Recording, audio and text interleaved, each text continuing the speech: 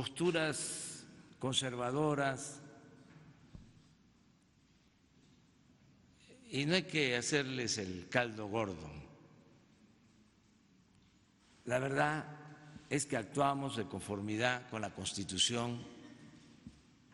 Es mejor que se lea la Constitución. A ver, no podremos, ustedes que son tan eficaces,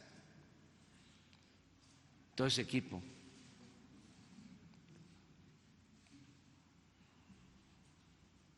el 89 de la Constitución, vamos a recetárselos a los conservadores. No, el 11. Dicen los abogados, entre ellos, es común escuchar, ¿qué quieres? ¿Que te lea el artículo?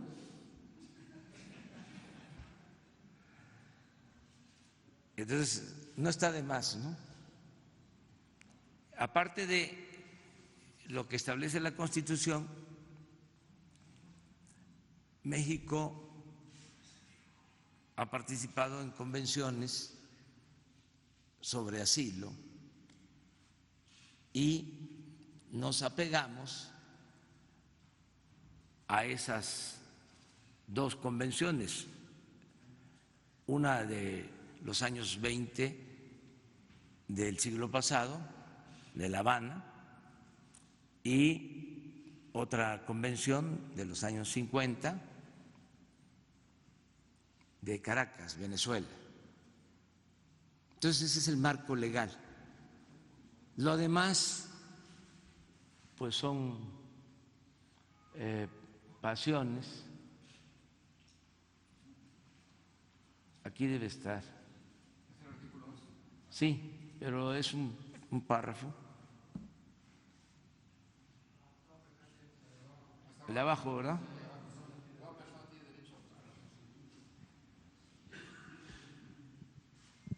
El segundo párrafo.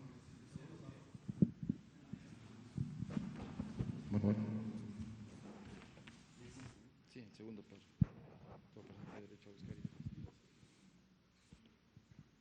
Toda persona tiene derecho a buscar y recibir asilo.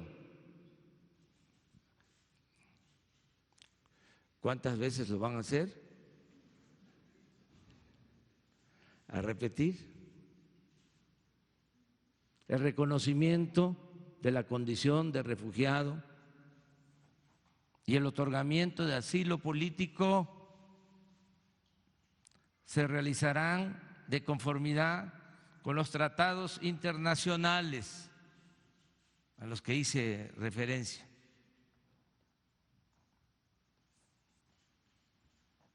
La ley regulará sus procedencias y excepciones. Esto aplica para perseguidos políticos.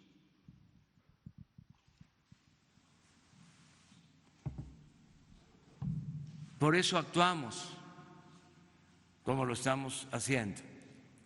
Y les pido que revisen las dos convenciones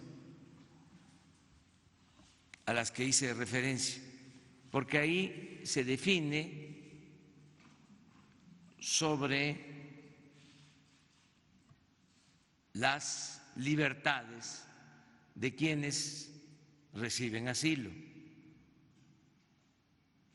sobre todo en la Convención de Venezuela de los años 50.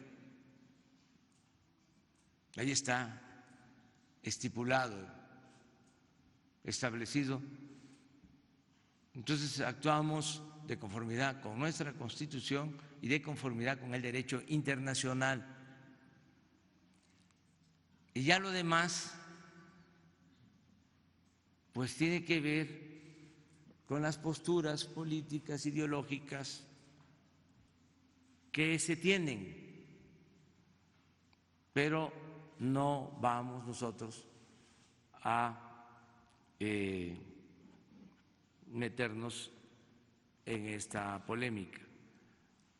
Ya nosotros hemos decidido otorgar el asilo, es un derecho, además es algo que forma parte de la política exterior de México, es consustancial a la política exterior de México, es algo que enaltece a México.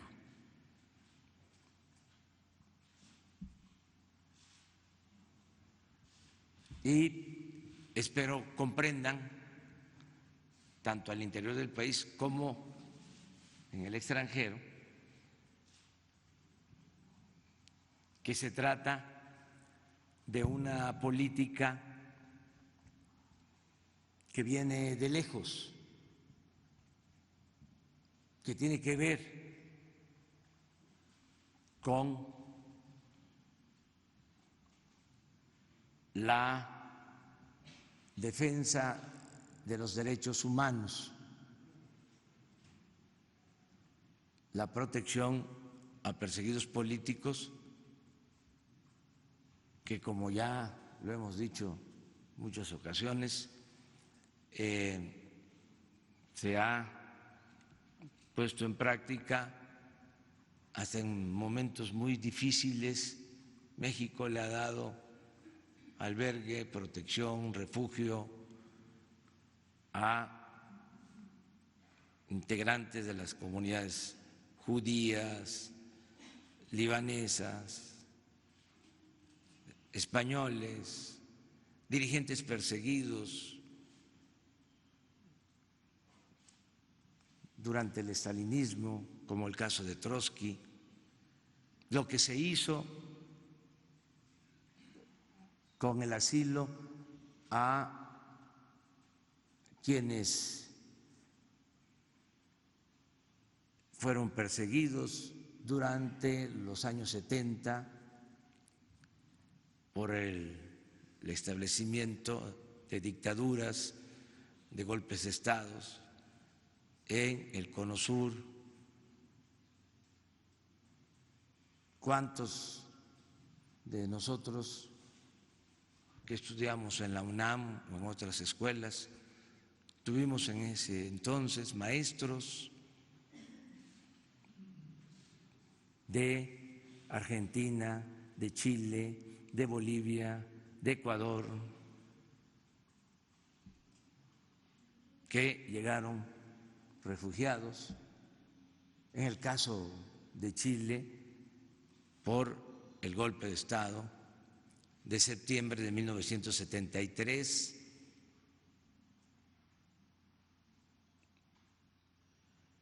y así en otros casos. Todo lo demás, pues, que si, ¿por qué habla Evo? Que si, ¿cuánto cuesta darle la protección, el sustento?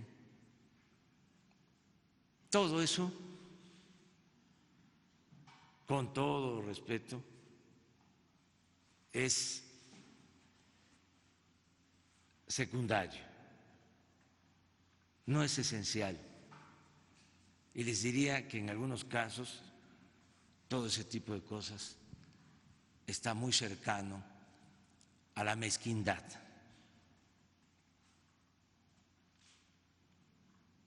Y eso no es lo que representa México.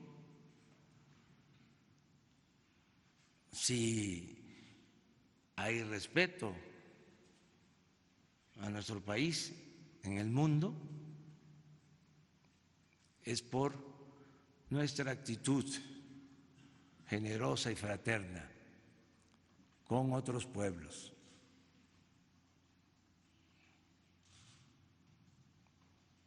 Entonces, eso es lo que podría decir. Bueno, ustedes dos. Y luego nos vamos atrás.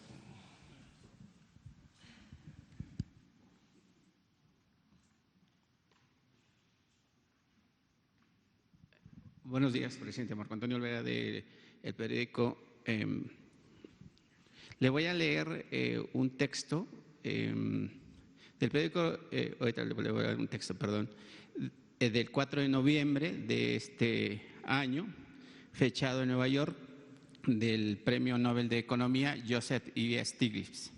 Es más o menos. Al final de la Guerra Fría, el politólogo Francis Fukuyama escribió un famoso ensayo titulado El fin de la historia, donde sostuvo que el derrumbe del comunismo eliminaría el último obstáculo que separaba al mundo de su destino de democracia liberal y economía de mercado. Muchos estuvieron de acuerdo. Hoy, ante una retirada del orden mundial liberal basado en reglas con autócratas y demagogos al mando de países que albergan mucho más de la mitad de la población mundial, la idea de Fukuyama parece anticuado e ingenuo. Pero esa idea aportó sustento a la doctrina económica neoliberal que prevaleció en los últimos 40 años. Hoy, la credibilidad de la fe neoliberal en la total desigualdad de mercados como forma más segura de alcanzar la prosperidad, compartiendo está en terapia intensiva, y por buenos motivos, la pérdida simultánea de confianza en el liberalismo y la democracia. No es conciencia o mera correlación. Presidente, en estos 40 años de neoliberalismo en el mundo, en América, principalmente África y quizá en algunos países de Medio Oriente, incluso este proyecto económico, si así se puede decir, ¿ha debilitado las democracias también? Bueno, yo sostengo que la política neoliberal afectó mucho a los pueblos porque significó el saqueo de los recursos naturales y la transferencia de bienes de la sociedad, de bienes de la colectividad a particulares, nacionales y extranjeros. Pero al mismo tiempo, ese modelo fue creando contradicciones, porque ningún modelo puede tener éxito si se sustenta en el empobrecimiento de las masas y en el enriquecimiento de las minorías. Este modelo que se impuso en México y en el mundo, el modelo neoliberal, en el caso de México se aplicó casi idéntico en el porfiriato. El modelo neoliberal mexicano es una calca de lo que fue el porfirismo. Por eso hablo de neoliberalismo o neoporfirismo. Es más apropiado en el caso de México hablar de neoporfirismo. Entonces, ¿qué dio como resultado el porfiriato? ¿O a qué condujo? Hubo un progreso con esclavitud. Eso fue el auge del Enequén, por ejemplo. O el despojo de las tierras a las comunidades indígenas, el exterminio de yaquis, de mayas, para quitarles sus tierras. la entrega de los recursos naturales como el petróleo,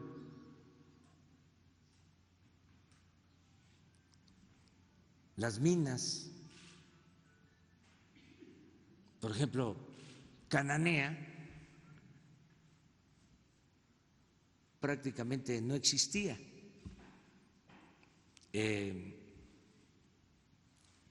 Hasta antes del Porfiriato. Y como se entrega la concesión a una empresa minera estadounidense, surge Cananea y empieza a crecer. Y así otros lugares. No existía Torreón, era pues como una ranchería, pero con los ferrocarriles, con las concesiones,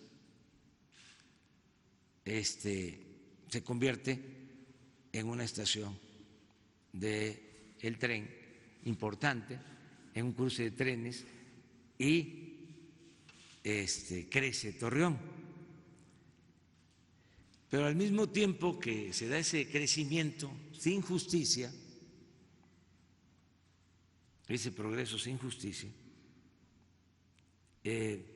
pues se va creando una gran inconformidad por la falta de libertades, por la esclavitud, porque habían haciendas con peones acasillados, haciendas en donde azotaban a los peones. Si se quería casar un peón,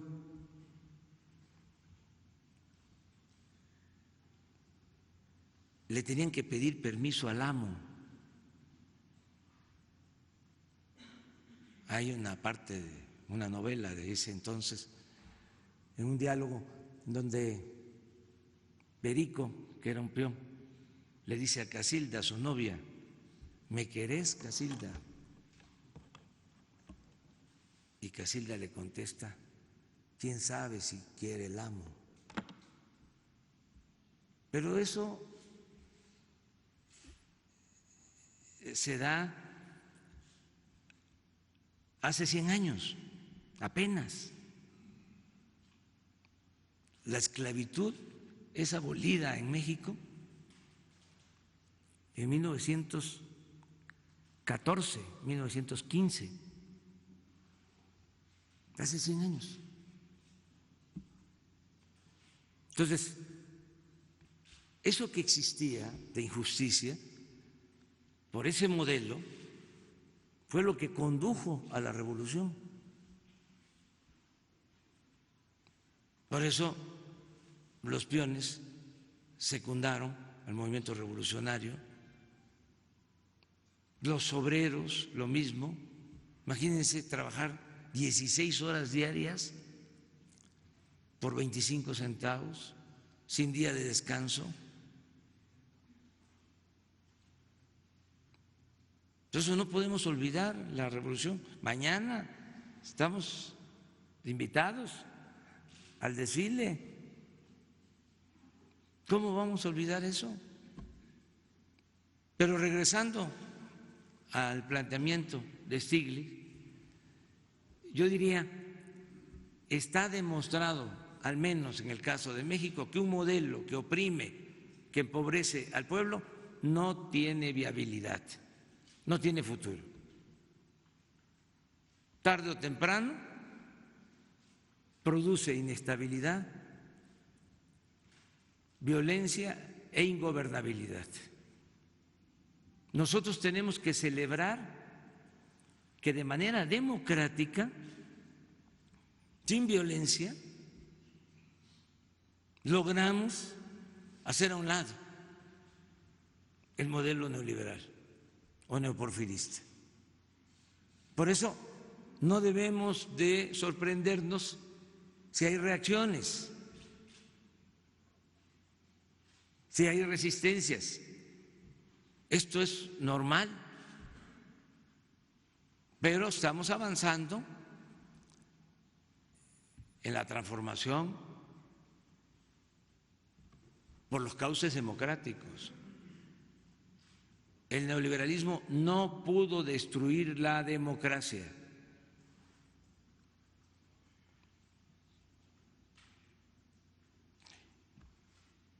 Y si tienen éxito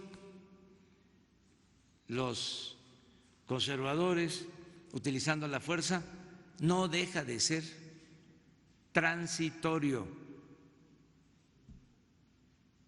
Los pueblos siempre van a querer vivir en libertad y con democracia. Esa es una lección. Por eso tenemos que buscar otro modelo, otra alternativa, y existe, que podamos tener crecimiento económico con justicia, que no se acumule nada más la riqueza en unas cuantas manos y que haya millones de pobres, miseria pública. Tiene que haber más igualdad, una distribución más equitativa, más justa de la riqueza que se produce en México, distribuir el fruto del trabajo de los mexicanos con justicia. Y hacia allá vamos, y vamos muy bien. Hoy van a dar a conocer los datos de inversión extranjera en México.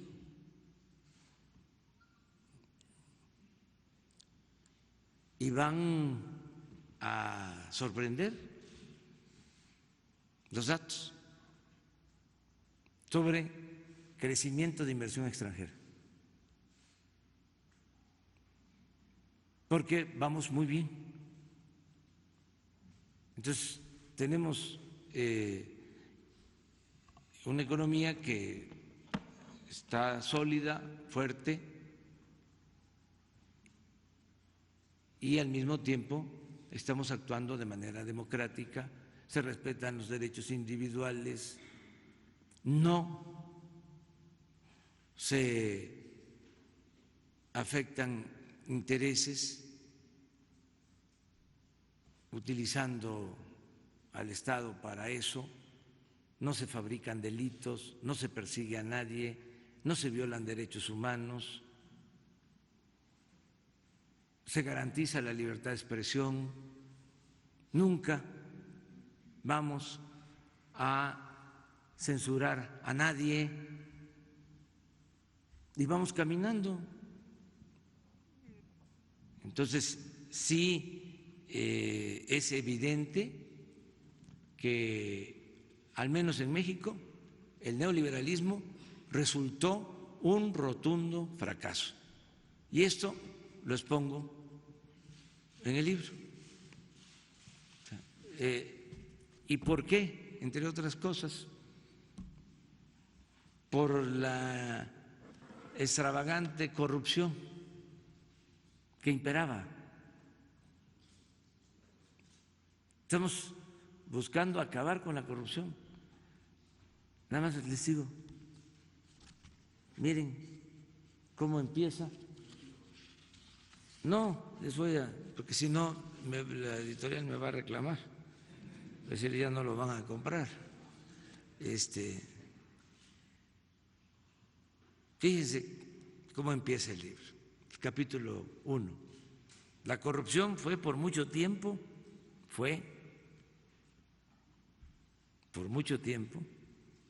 el principal problema de México. En la historia se registran infinidad de casos sobre este fenómeno económico y político. la corrupción, sostengo, es un fenómeno económico y político que de manera absurda e interesada ha sido calificado como social o cultural. Acuérdense lo que se decía, que la corrupción era parte de la cultura del pueblo de México, algo absurdo y ofensivo.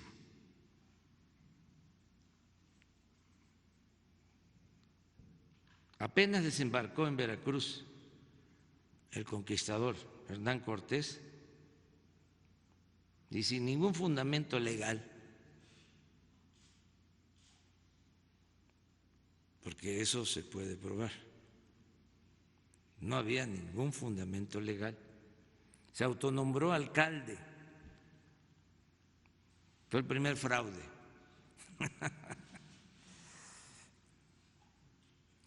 Y jefe del ejército invasor. Décadas después, como 5 décadas, uno de sus soldados, el famoso historiador Bernal Díaz del Castillo, que llegó con él, denunció que el reparto del tesoro de Moctezuma se verificó de manera irregular, porque antes de la distribución, antes de que lo repartieran, cito textualmente lo que dice Bernal, faltaba la tercia parte de ello, que lo tomaban y escondían así por la parte de Cortés como de los capitanes y otros que no se sabía, y se iba menoscabando. Cierro la cita, las comillas de la cita. Luego, o sea, antes de repartirlo ya estaba menguado, en palabras de Bernal, menoscabado. Luego de esos, ya ahí sí le pongo yo de mi cosecha, moches iniciales. Cuando llegó la hora de repartir el botín, ahí vuelvo a citar a Bernal, Cortés separó el quinto real y se dio otro quinto a sí mismo. Y los soldados recibieron unas cuantas que no valían más de 100 pesos. Desde la llegada, ¿no?, de los conquistadores. Durante la colonia, bueno, hay otros casos. Esto continúa en el México independiente. Si acaso hay honestidad en la época de los liberales, acuérdense que habían liberales que surcían sus uniformes, y recuerdo algo, ¿no?, de esa época. El héroe de los tabasqueños, Gregorio Méndez Magaña, era comerciante y encabezó la lucha contra los franceses. Luego fue gobernador del estado y cuando murió, sus familiares no tenían ni para su entierro. Vicente Riva Palacio, este es otro caso, abandonó el ejército y se retiró a la vida privada, básicamente a escribir. Poco después se entrevistó con el presidente Juárez y el benemérito reconoció que la nación le debía, cito, arriba Palacio, por no haber cobrado sus haberes de coronel y general e incluso haber pagado de su bolsillo a la tropa durante los primeros años de la guerra. La respuesta de arriba Palacio fue: señor presidente, a la patria se le sirve, no se le cobra. Pero esto fue en ese periodo de la República restaurada. Luego, con el porfiriato, impera la corrupción. Y lo pruebo. Hay un negocio que hacen.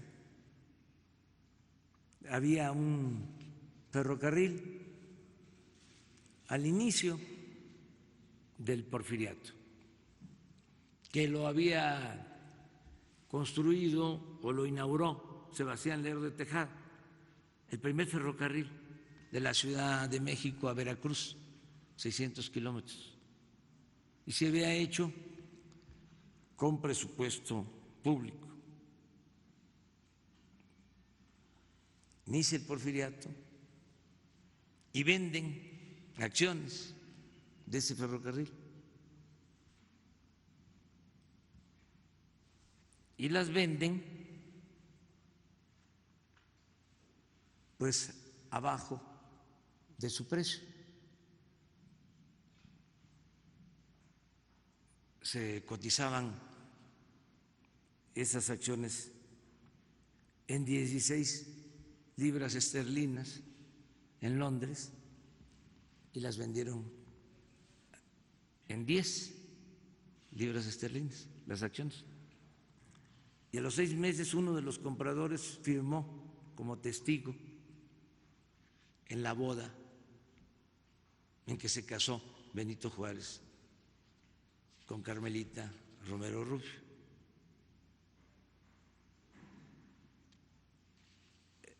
Entonces, cuando al final del porfiriato se compran las acciones de nuevo de todos los ferrocarriles que se habían construido, de todas las líneas férreas, de todas las concesiones de ferrocarriles, porque eso a lo mejor no se sabe, pero al término del régimen de Porfirio Díaz se compran las concesiones, fue como un FOAPROA, se rescata a las empresas a las que les habían entregado las concesiones. O sea, esto que vivimos en el periodo neoliberal, repito, tiene ese antecedente. Se compran las acciones. Lo mismo, el hermano de el secretario de Hacienda, de Limantur, se entera que el gobierno iba a comprar las acciones, consigue un crédito y compra las acciones antes de que las adquiera el gobierno, a precios que estaban por los suelos. Cuando el gobierno compra las acciones, ya tenían otro valor, porque tenía información privilegiada. ¿Quién cuenta esto de este negocio de los Limantur? Bulnes, Francisco Bulnes, que era defensor del régimen, él mismo. Y así la revolución no pudo con la corrupción. Se siguieron haciendo negocios. Aquí describo cómo el mismo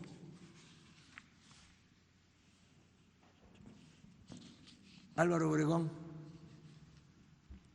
contaba de cuando le quitaron el brazo en Celaya. Les leo este párrafo.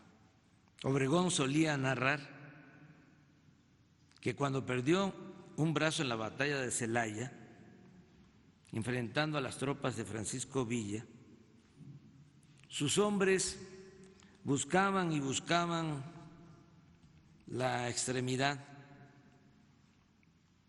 sin encontrarla, hasta que un amigo íntimo que lo conocía perfectamente, esto entre comillas, porque es de él, sacó del bolsillo una reluciente pieza de oro, una moneda denominada azteca, y en cuanto la alzó y la mostró a los demás, cito, comillas, todos presenciaron un milagro. El brazo se vino saltando de no sé dónde hasta el lugar en que se había levantado el azteca. Se extendió el brazo y lo cogió cariñosamente entre sus dedos. Fue la única manera, dice, de hacer que apareciera mi brazo perdido. Bueno, aquí hay cosas de los últimos tiempos, pero ya eso les queda a ustedes. Este es el principal problema que estamos enfrentando, porque esto es lo que más ha dañado a México. Entonces, una economía moral en nuestro país, porque tampoco se pueden extrapolar experiencias, además cada país tiene su propia historia, pero en México lo que se necesitaba era desterrar la corrupción. Y el modelo neoliberal era consustancial a la corrupción. Entonces, al no existir la corrupción, pues tiene que haber crecimiento económico y va a haber empleos y desarrollo y bienestar. Y así lo están entendiendo las empresas que vienen a México a invertir. Y la prueba fehaciente es, repito, el que está creciendo como nunca la inversión extranjera, porque hay estabilidad social, política, gobernabilidad, Estado de Derecho y no hay corrupción. Imagínense cómo participan las empresas si de antemano se sabe quién va a ganar una licitación. ¿Qué no habían en los pasados gobiernos empresas predilectas que ganaban siempre las obras? ¿Empresas extranjeras o nacionales? Ya lo hemos dicho aquí, pero en el tiempo de Calderón, la empresa predilecta era una empresa española, ahora recuerdo, no, esa es otra, Repsol, era la principal. Y en el sexenio pasado, OHL, otra empresa española. La empresa esta, OHL, ganaba contratos hasta a empresas nacionales como las de Slim. Imagínense, una vez se hizo una licitación y hubieron varios casos, pero voy a contar uno, en donde una empresa de Slim gana la licitación porque ofrece el mejor precio, le gana a OHL, que queda en segundo o en tercer lugar. Pero al final le entregan la obra a OHL. ¿Y saben qué utilizaron como excusa? ¿Qué esgrimieron para descalificar a la empresa de Slim? Que la empresa de Slim no tenía solvencia económica, que era una empresa sin solvencia económica. Entonces, si eso ya no hay, si eso ya no existe, si no sucede lo que pasaba con los contratos de Odebrecht, imagínense poner una planta de polietileno en donde les dan el crédito, la banca de desarrollo les da el crédito para construir la planta y el gobierno se compromete también a entregarles el gas para sacar la materia prima y dejan sin gas a las plantas de Pemex para darle gas a la planta de Odebrecht.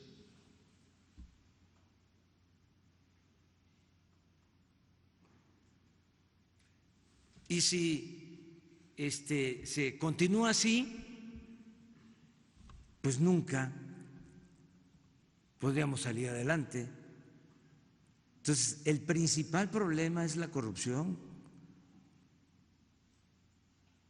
Afortunadamente, pues se está entendiendo de que ya no debemos de continuar con este régimen corrupto. Claro, no es fácil de aceptar, hay presiones, hay resistencias, pero tampoco son para quitar el sueño. Es normal. Y repito, vamos al cambio por el camino de la concordia, sin autoritarismos, sin uso de la fuerza, sin perseguir a nadie. No es muy fuerte la venganza y vamos avanzando.